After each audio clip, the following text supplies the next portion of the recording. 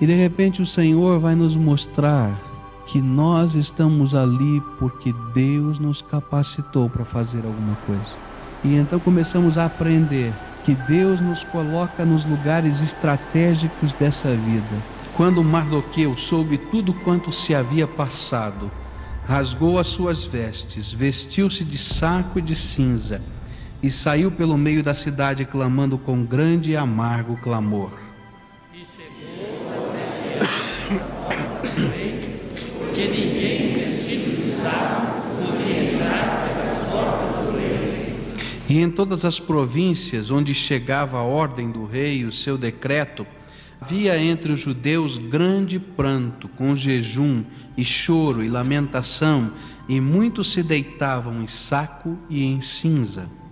Então vieram as moças de Ester e os seus eunucos, e fizeram saber do que a rainha muito se doeu, e mandou vestidos para vestir a Mardoqueu e tirar o seu saco, porém ele os não aceitou. E então Ester mandou chamar Ataque, um dos eunucos do rei, que este havia designado para servir, e o mandou ir ter com Mardoqueu para saber que era aquilo e por que era. E saindo Ataque a Mardoqueu à praça da cidade que estava diante da porta do rei. E Mardoqueu lhe fez saber tudo quanto lhe tinha sucedido, e como também a soma exata do dinheiro que Amã prometera pagar ao tesouro do rei pela destruição dos judeus.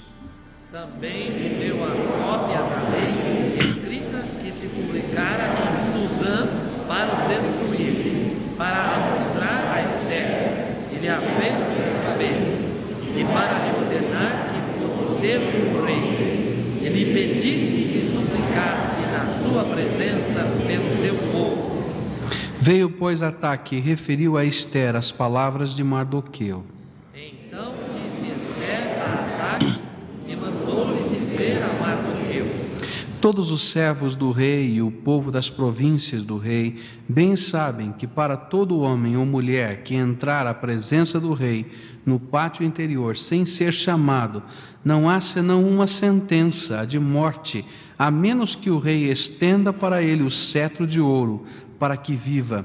Mas eu já há 30 dias não sou chamada para entrar a ter com o rei. E fizeram saber a Mardoqueu as palavras de Ester. E então Mardoqueu mandou que respondessem a Ester: Não imagines que por estares no palácio do rei terás mais sorte para escapar do que todos os outros judeus.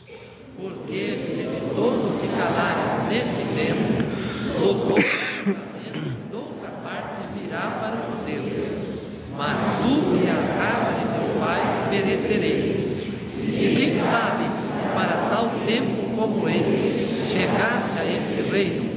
De novo Ester mandou-os responder a Mardoqueu: Vai, ajunta todos os judeus que se acharem em Susã, e jejuai por mim, e não comais nem bebais por 3 dias, nem de dia, nem de noite. E eu e as minhas moças também assim jejuaremos, e assim irei ter com o rei, ainda que não é segundo a lei, e perecendo, pereço. E então Mardoqueu foi e fez conforme tudo quanto Ester lhe ordenara. Vamos orar a Deus. Pai querido, nesta hora queremos te pedir que o teu Espírito Santo nos ajude a compreender a tua palavra. Senhor, tu sabes que queremos aprender de ti, que estamos com sede do Senhor, mas sede do Senhor, e queremos que o teu Espírito se manifeste, nos fazendo compreender a tua palavra, nos fazendo entender a tua vontade, e Senhor, de tal maneira esteja nos constrangendo, de modo que estejamos vivendo aquilo que tu has de nos ensinar. No nome de Jesus, eu quero te pedir, usa, Senhor, a minha vida nesta hora. Tu conheces todas as minhas limitações. Eu quero te pedir, Senhor, que o Senhor esteja envolvendo os meus lábios, a minha mente, de tal maneira que eu possa falar aquilo que está no teu coração. No nome de Jesus eu oro. Amém, Senhor. Os irmãos podem se assentar. Um amigo de Wesley fez uma pergunta interessante a este homem de Deus do passado. Ele perguntou a ele: olha, se lhe fosse permitido saber que amanhã, à meia-noite, você morreria, como você gastaria as suas últimas horas de vida? E aquele homem de Deus, com toda a serenidade, disse assim: bem, eu gastaria o meu tempo, esse tempo que resta, da mesma maneira como vou gastar hoje e amanhã. Eu iria hoje à noite até Gloucester, a cidade em que tem uma conferência marcada, e pregaria. Levantaria cedo no dia seguinte e viajaria para o interior, para uma outra cidade, e ali à tarde pregaria outra vez, como está marcado já na minha agenda. E depois de pregar, eu tomaria um chá na casa daquele homem, disse o nome do homem, não me lembro, como já está marcado na minha agenda, e conversaria com ele, e oraria. E quando já fosse tarde da noite, eu voltaria para minha casa, oraria a Deus, entregaria nas mãos dele o meu espírito, e dormiria, e acordaria no céu de Deus, na presença do meu Senhor. Wesley começou a nos ensinar alguma coisa que eu gostaria de aprender de Deus nesta manhã. É que quando buscamos estar no centro da vontade de Deus, quando buscamos estar permitindo que o Espírito de Deus dirija a nossa vida, a nossa agenda, os nossos compromissos, o nosso trabalho, cada detalhe da nossa vida, passa a ser aquilo que Deus quer que esteja acontecendo na nossa vida. Por mais simples ou por mais complicado que pareça, Deus quer escrever o seu plano no nosso dia a dia. A história que nós lemos na palavra de Deus vai nos mostrar que essa é a vontade de Deus, que esse é o nosso dever, perceber nas pequenas coisas e nas grandes coisas qual é o plano de Deus. Deus tem um plano para a minha vida, Deus tem um plano para a sua vida, e esse plano envolve o seu trabalho, envolve o meu trabalho, esse plano envolve aquele tempo que você gasta na sua casa, cuidando dos seus afazeres, esse plano de Deus envolve os seus estudos, esse plano de Deus envolve o seu lazer, esse plano de Deus envolve todas as áreas da sua vida. E como é gostoso a gente saber que está no centro da vontade de Deus, e que em todas as áreas da vida, naquelas que parecem mais santas e aquelas que não parecem mais santas, a graça de Deus está se manifestando em nós. E esta era a grande lição de Deus para Esther. Esther teve um momento na sua vida que não pôde perceber os propósitos de Deus, os planos de Deus nos detalhes da vida. Ela não podia entender por que todas aquelas coisas haviam acontecido na sua vida. A história de Esther é uma história interessante.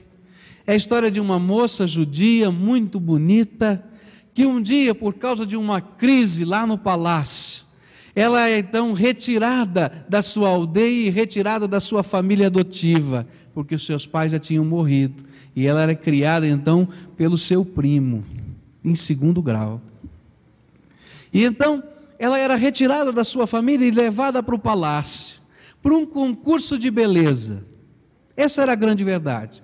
Era um concurso de beleza que tinha um juiz, e o juiz era o rei da Pérsia, do lugar onde ela vivia. E ela então começou a se preparar para o concurso de beleza.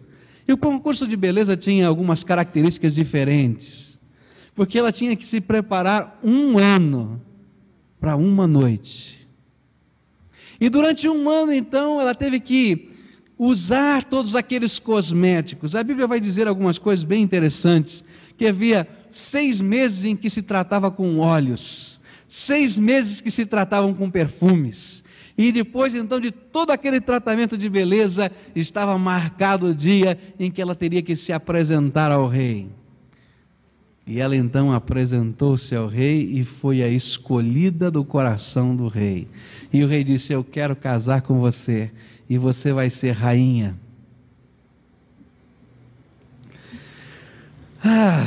Eu acho que ela se sentiu assim naquela hora. Bem desse jeito. E eu posso imaginar que naquela hora, meus queridos, ela pensou: mas como eu sou bonita, como eu sou especial. E às vezes nós vamos vivendo a nossa vida assim, como Esther. A gente não pode perceber que Deus tem um plano para a nossa vida. E que a nossa agenda, os nossos compromissos, até as bênçãos que acontecem, não acontecem por acaso, mas Deus tem algo a realizar através de nós. E muitas vezes nós estamos no meio deste algo de Deus e não percebemos o que Deus tem para nós. E assim aconteceu. Esther agora já era rainha, no capítulo 4 ela já é rainha. E ela continua no seu desfile de beleza. Ela não sabia o dia nem a hora em que o rei ia chamá-la outra vez. E ela tinha que estar pronta, sempre pronta, para o rei. E ela continuava então se tratando com os seus olhos, com os seus perfumes, com os seus cosméticos, e essa era a sua vida. Não existia outro propósito na vida a não ser estar bonita e estar pronta para quando o rei a chamasse. E de repente surge uma crise que envolve todo o reino persa, que estava dominando o mundo. Havia uma intriga entre um homem poderoso lá no reino, que detestava o tio, o primo dela, que lhe havia criado como pai. E ele disse: não adianta apenas matar esse homem, eu quero acabar com a raça desse homem, eu quero acabar com os judeus. E ele então propõe ao rei pagar bastante dinheiro, em prata e em ouro, para que o rei assinasse um decreto, mandando que os judeus fossem exterminados do reino persa. E ele consegue. Mas Esther continua cuidando da sua beleza. E Esther continua simplesmente pensando no óleo, no perfume, na aparência e no concurso de beleza. Só isso. E de repente então chega o seu pai adotivo lá na porta, vestido de pano de saco, que era a maneira que o judeu expressava luto, tristeza, angústia, todo pintado de cinza, parecendo aquela pessoa mais horrível. Não pode entrar dentro do palácio, não pode falar com a sua filha adotiva, e está chorando, está gritando, está fazendo um escândalo, e ela continua cuidando da sua beleza. E ela diz assim às suas empregadas: olha, vejam lá o que o meu pai quer, por que ele está desse jeito? Ele está me envergonhando, está lá na porta do palácio, desse jeito. Será que ele não sabe que eu sou a rainha? E que eu tenho que estar bela, cheirosa? E aí começa uma conversa esquisita, né? Em que vão as empregadas, vão os eunucos, vai então a pessoa de confiança da rainha para saber o que está acontecendo. Porque ela não podia perceber na sua vida o plano de Deus.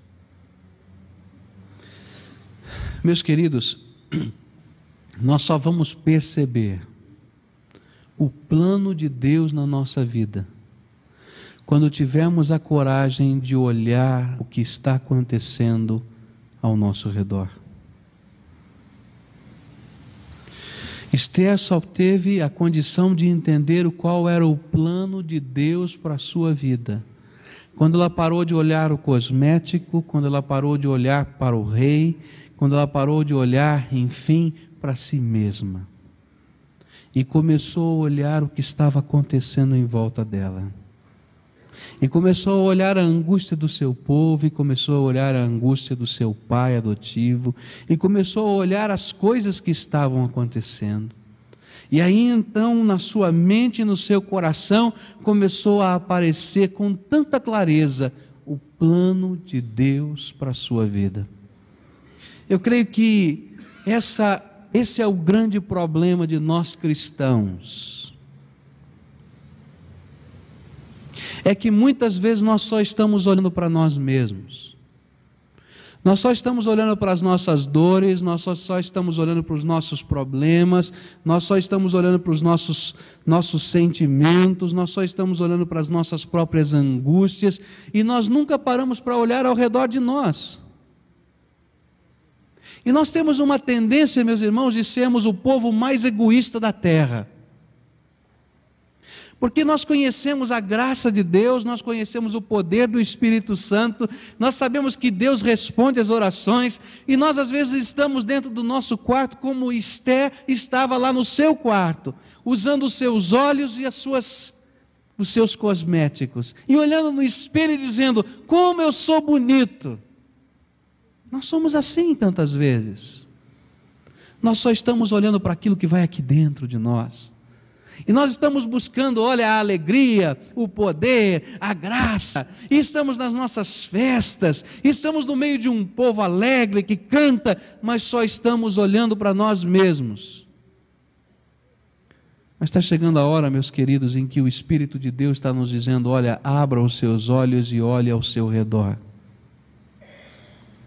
E quando nós começamos a olhar ao nosso redor, nós vamos descobrir o plano de Deus para a nossa vida.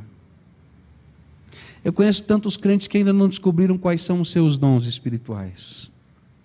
Eu vou dizer uma coisa para você: olhe ao redor de você, que Deus vai lhe mostrar qual é o dom que Ele já lhe deu. Porque você vai sentir o impulso de servir. Mas enquanto nós estamos olhando apenas para as nossas coisas, apenas para a nossa casa, apenas para os nossos próprios sentimentos, apenas para as nossas próprias festas, apenas para a nossa própria alegria, nós não vamos entender por que o Senhor nos colocou onde nos colocou. Quando Esther começou a olhar, quando Esther começou a perceber as coisas que estavam ali, ela começou a entender que Deus a tinha feito rainha. Não era porque ela era a mais bonita, nem era porque ela era a mais especial de todas as mulheres, mas era porque Deus tinha um plano para a sua vida. E de repente, meus queridos, quando nós começamos a olhar em volta, vamos descobrir que Deus nos colocou no lugar onde colocou, para que nós pudéssemos ser uma bênção dele para este mundo. Você tem olhado na sua volta? Tem olhado? Então pense agora, o que é que você sabe a respeito dos seus vizinhos? O que é que você sabe a respeito dos seus colegas de trabalho? O que é que você sabe a respeito dos amigos dos seus filhos? O que é que você sabe a respeito dos seus colegas de estudo? O que você sabe a respeito do seu bairro? O que é que você sabe a respeito da sua família? O que você sabe a respeito das coisas que estão acontecendo no nosso meio? E nós vamos ter, meus irmãos, quando começamos a perguntar estas coisas, uma triste resposta.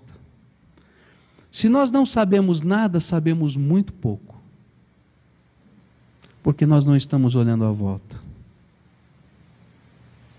Nós somos muito parecidos com o povo judeu, que às vezes não cumpria a sua missão de ser aquilo que Deus queria para eles, uma nação sacerdotal, e abençoasse o mundo.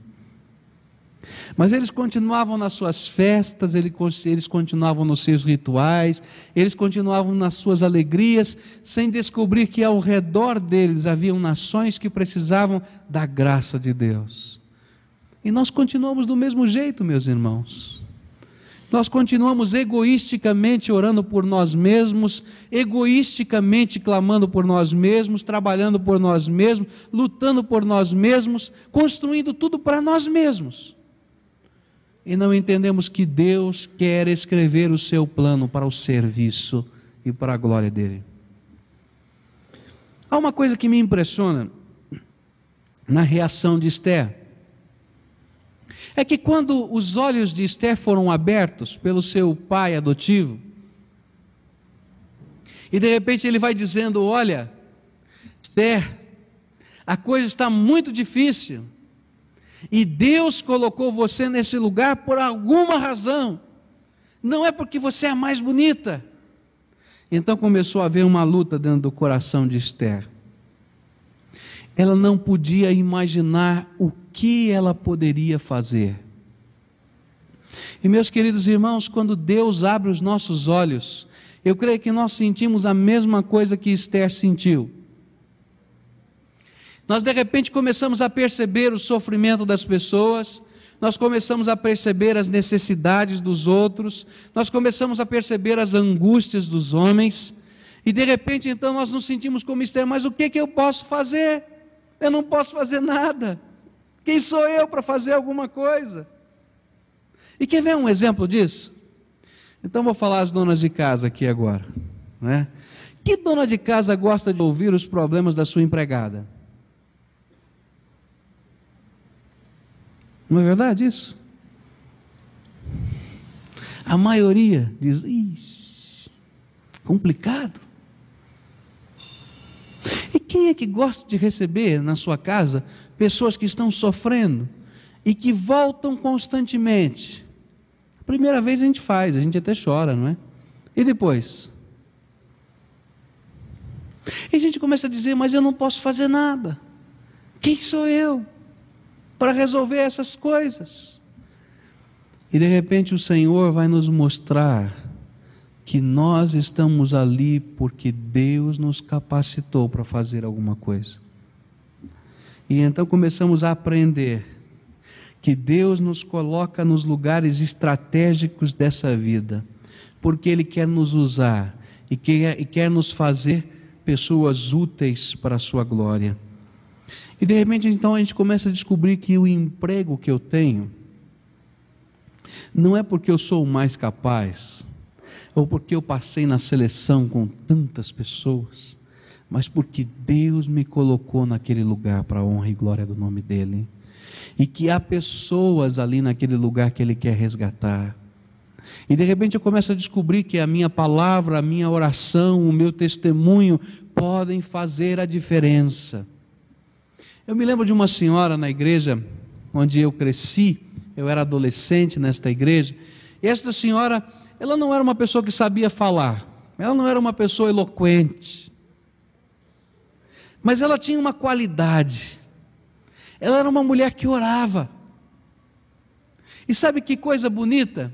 É que toda a vizinhança sabia que ela era uma mulher de oração. E ela já morava muitos anos naquele bairro, naquela mesma rua. E uma pessoa dizia a outra: olha, aquela mulher é uma mulher de oração. E a campainha naquela casa tocava o dia inteiro, porque pessoas iam lá para dizer: ore por mim. E ela então orava com essas pessoas e falava de Jesus. E quantas foram as pessoas que foram batizadas, se tornaram membros da minha igreja lá na adolescência, daquela igreja que eu frequentava, porque tinha uma mulher que se importava com os seus vizinhos, cuja porta estava aberta, e que a vizinhança sabia. E eu fico pensando, meus irmãos, por que somente os mensageiros do diabo é que são assim? Porque você pode ir em qualquer bairro, em qualquer cidade e perguntar: onde é que tem a benzedeira aqui? Todo mundo sabe. E a porta daquela casa está sempre aberta. Mas onde estão os crentes? Onde estão as pessoas que oram? Onde estão as pessoas que se importam? Onde estão as pessoas que proclamam a verdade? E às vezes a porta está fechada. Deus o colocou onde você está, porque Ele quer que você seja uma bênção. Ele quer que a sua influência seja uma bênção. Ele quer que o seu sorriso seja uma bênção. Ele quer que a sua palavra seja uma bênção. Então pare de olhar para os cosméticos desta vida. Uma fábrica de cosméticos, quando foi definir o seu negócio, eles têm muito disso, não é? As empresas, né? Então fazem aqueles simpósios para planejamento futuro. E a primeira coisa que a gente faz num simpósio desse é definir o negócio, né? E eles definiram o seu negócio assim: nós fabricamos ilusão. Definiram assim. Uma das maiores fábricas de cosmético do mundo. A ilusão de que você não envelhece, a ilusão de que você está sempre mais bonito. E de repente nós estamos vivendo essa vida assim, meus queridos, onde tampamos todos os buracos dizendo que estamos fabricando as nossas ilusões pessoais e não entendemos que Deus quer nos usar para a sua glória. E que Deus nos colocou nos seus devidos lugares, cada um no seu lugar, para que ali nós pudéssemos abençoar, em nome do Senhor Jesus, esta terra, o Brasil. Que ali onde nós estamos, nós pudéssemos imprimir um novo conceito de vida, um novo conceito de sociedade, um novo conceito de esperança. De pegar esse povo brasileiro que é mandingueiro mesmo, né? Está sempre preocupado com qual é o ato mágico que ele pode fazer e apresentar Jesus Cristo, que é mais do que qualquer ato mágico, porque Ele é o Deus vivo que encarnou entre nós. É falar do poder desse Senhor, daquilo que Ele está fazendo na nossa vida, não como quem passa um cosmético, mas como aquele que está vivendo uma nova experiência com o Senhor. E aí o Senhor coloca você lá na sua empresa para isso. E aí o Senhor coloca você lá naquela escola onde você leciona para isso. E aí o Senhor coloca você lá na escola onde você estuda para isso. E aí o Senhor coloca naquela universidade para isso. Enquanto as pessoas estão falando que talvez nem acreditem em Deus, você vai dizer: eu sei que Ele é vivo, Ele mora aqui no meu coração. E você é a antítese. Enquanto eles estão falando de alguma coisa, nós estamos sendo a antítese, dizendo: Deus é vivo e poderoso. E sabe qual é a síntese?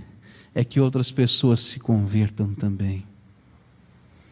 Foi para isso que o Senhor colocou Esther naquele lugar. Não foi para uma outra coisa.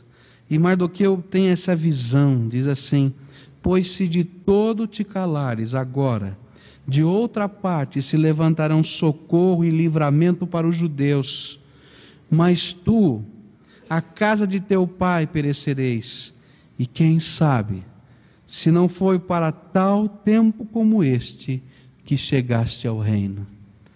E ali então a palavra do Senhor começa a abrir os olhos desta mulher. Deus nos plantou para que pudéssemos estar dando fruto. Deus nos colocou para que o seu nome seja glorificado. Não foi para outra razão. Eu quero dizer para você, se você está orgulhoso de você mesmo, se você está está vaidoso daquilo que você pôde realizar na sua vida, então você ainda não entendeu nada. Porque Deus está fazendo alguma coisa e quer escrever o seu plano através da sua vida e o colocou onde você está. A última coisa que eu quero dividir com vocês é que nós só vamos perceber qual é a vontade de Deus para a nossa vida quando olharmos ao nosso redor. Porque Deus vai começar a mexer com o nosso coração. Nós vamos enxergar as necessidades. Quando enxergarmos as necessidades dos outros, Deus vai nos mostrar os dons que Ele nos deu. A primeira reação que sentimos é de impotência. Mas a segunda reação, meus queridos, é a reação de poder no Espírito de Deus. Não é por força nem por violência, mas é pelo Senhor. E a gente vai com todas as limitações e se posiciona e testemunha. E as coisas começam a acontecer. Pode haver reação no começo. E há reação no começo. Mas as coisas começam a acontecer porque a palavra de Deus se manifesta. Muitos crentes em Jesus pararam de testificar. Muitos crentes em Jesus pararam de falar da graça de Deus, porque têm medo. Têm medo de não serem entendidos. Têm medo de críticas. Têm medo daquilo que os outros vão pensar deles. Tá? Vão dizer que eu sou fanático aqui. Eu estou aqui para trabalhar. E é verdade, você tem que ser o melhor trabalhador. Mas você tem que ser aquele que proclama a luz de Deus. E quando nós vencemos o medo, aquelas pessoas que nós pensamos que seriam os nossos agressores e opressores, são as pessoas que estão precisando da graça de Deus. Diz o texto da palavra que quando Esther venceu o medo, e ela se imbuiu de coragem, e entendeu que Deus havia colocado naquele lugar, ela disse: bom, eu vou fazer aquilo que é contra a lei. Não pode fazer isso. Não pode. Mas eu vou me apresentar diante do rei. E aconteça o que acontecer. E quando ela entrou naquele lugar, diz a palavra de Deus que o rei estendeu o cetro de ouro para ela. E perguntou: o que é que você quer, minha esposa? Eu estou disposto a lhe dar até a metade do meu reino. E ela disse: eu quero que você venha a um jantar que eu vou preparar para você.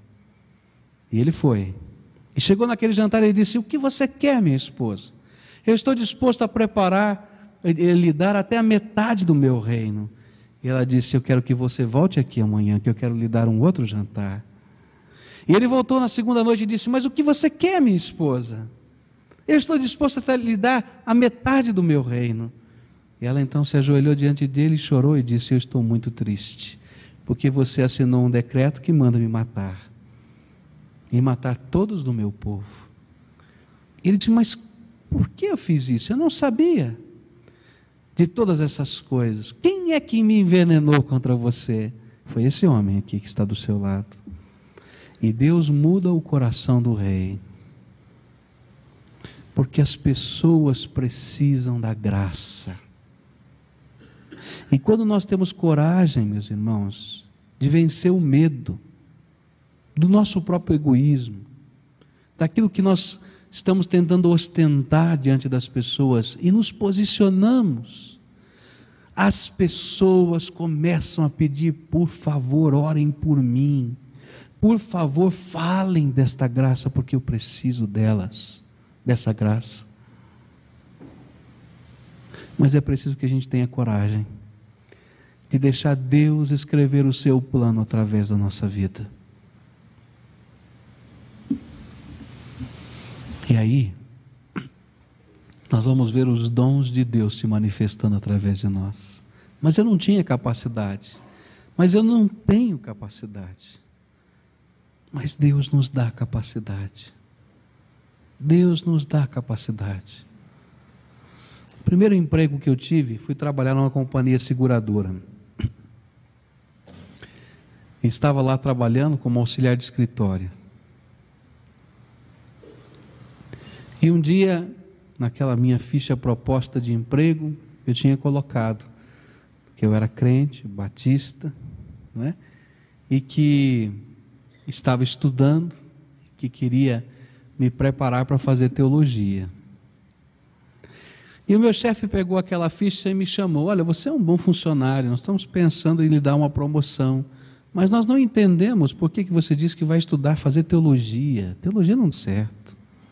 Não dá futuro, meu filho. Você não vai ganhar dinheiro com esse negócio. Você tem que fazer administração de empresas.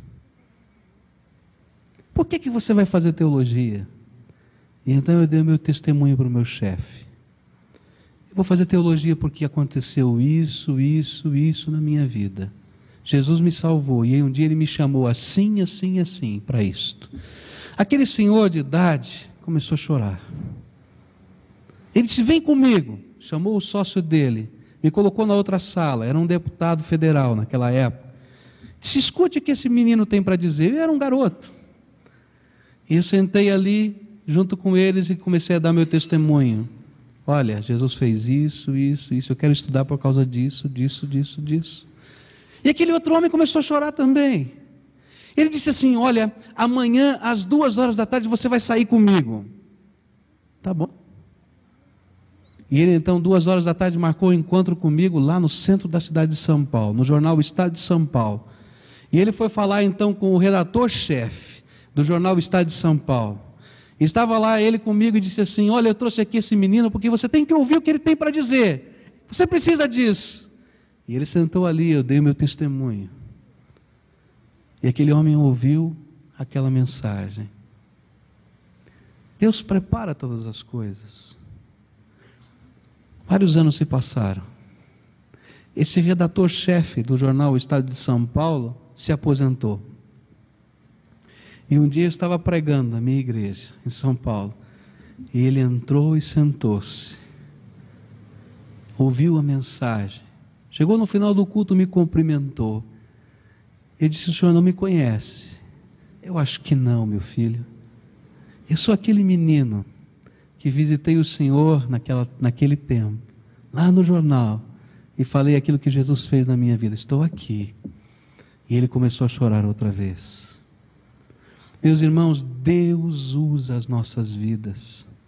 E às vezes aquilo que nós pensamos que pode ser negativo é positivo, porque Deus escreve o seu plano através das nossas vidas.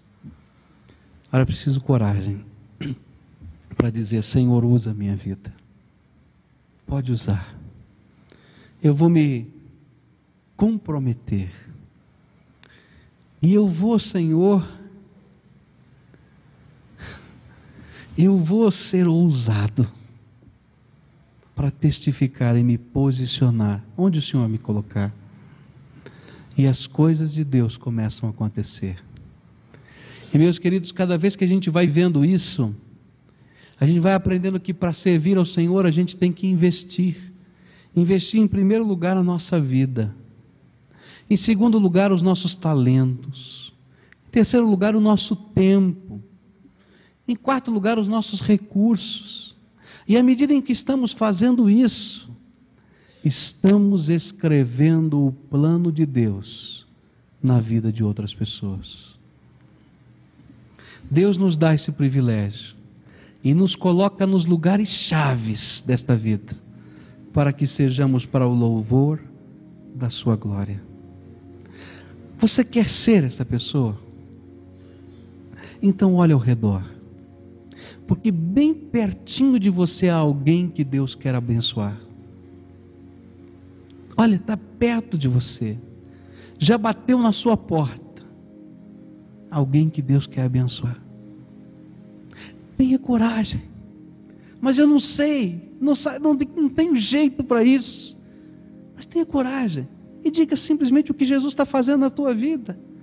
Ou ore com essa pessoa. Eu não tenho nada, mas o que eu tenho eu lhe dou. Jesus abençoa essa vida, mais nada, porque a obra é do Espírito Santo de Deus. E vocês vão perceber uma coisa tão maravilhosa, é que os milagres de Deus acontecem. E meus queridos, os milagres de Deus não vêm acompanhados de raio, de trovão, de fumaça. Os milagres de Deus vêm quando você pega aquela pessoa e ora com ela: Senhor Jesus, abençoa essa vida, dá-lhe paz. Senhor Jesus, toma, Senhor, essa circunstância. Senhor, toma essa família nas tuas mãos, porque a obra não é nossa, não é a nossa eloquência, não é o nosso poder. Meus queridos, se fosse o meu poder, estava perdido, porque eu não tenho poder nenhum, mas o poder é de Jesus. E nós somos, sabe o quê? Aquelas pessoas que estão no meio do caminho dizendo: olha, está lá, é Ele é o caminho, anda por Ele. Nós não somos o caminho, Jesus é o caminho. Nós não somos a verdade, Jesus é a verdade. Nós não somos a vida, Jesus é a vida. Nós não somos o poder, Jesus é o poder. Então vamos a Ele. E enquanto fazemos isso, os milagres dele acontecem. É tão simples, meus irmãos, tão simples que às vezes nós ficamos enrolados na simplicidade de Deus. porque é Ele que faz. Ele só quer que você diga: sim, Senhor, pode usar a minha vida. O meu patrão não deixa, a polícia não gosta. Quantas vezes na época de repressão eu ficava invocado com isso, que não podia distribuir folheto. Não sei se vocês lembram isso, né? Mas a gente não podia panfletar na rua. E quantas vezes a gente saía com 10, 15 mil folhetos na bolsa, no centro da cidade de São Paulo, chegava a polícia, o que você está distribuindo? Eu disse assim: alguma coisa que pode abençoar a sua vida. E ele ali dizia: não pode distribuir isso aqui, mas isso é para você, é uma bênção para a sua vida. Ele dizia assim: vai, continua. Quantas vezes aconteceu? Porque nós temos a coragem, meus irmãos. Não pode fazer ar livre. Eu não queria, nunca pedi autorização para fazer ar livre na minha vida. Sabe, a gente chegava e falava. O máximo que podia acontecer é perguntar para a gente: o que vocês estão fazendo aqui? E a gente podia dar o testemunho da gente. Essa, meus irmãos, é a oportunidade. Deus escreve o seu plano nas vidas dos outros, através de nós. Que Deus nos abençoe. Que Deus nos use. Que Deus nos dê coragem. Que Deus tire a venda dos nossos olhos. Que nós paremos de olhar apenas as nossas coisas, que olhemos ao nosso redor. Amém? Amém. Quantos vejo tão distante, sem amor e sem paz, sem esperança do amanhã, vivendo como podem,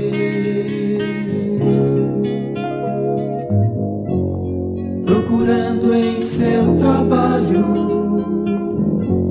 suas vidas preencher, porém sem saber que só Cristo pode satisfazer. Por isso devo eu e você falar deste Deus a tanta gente que ainda não o conheceu, não o conheceu. Levanta agora e sem demora vai cumprir tua missão.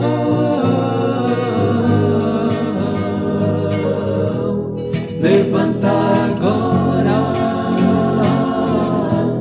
e sem demora vai cumprir tua missão.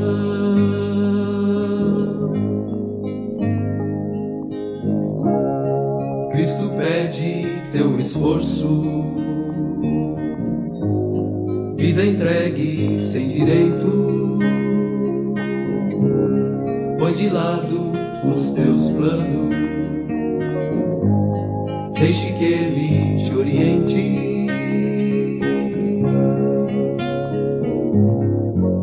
Saiba que não é tristeza, mas glória no porvir, pois Cristo promete o céu pra quem o amar e servir. Por isso devo eu e você falar desse Deus a tanta gente que ainda não o conheceu, não o conheceu. Levanta agora e sem demora vai cumprir tua missão.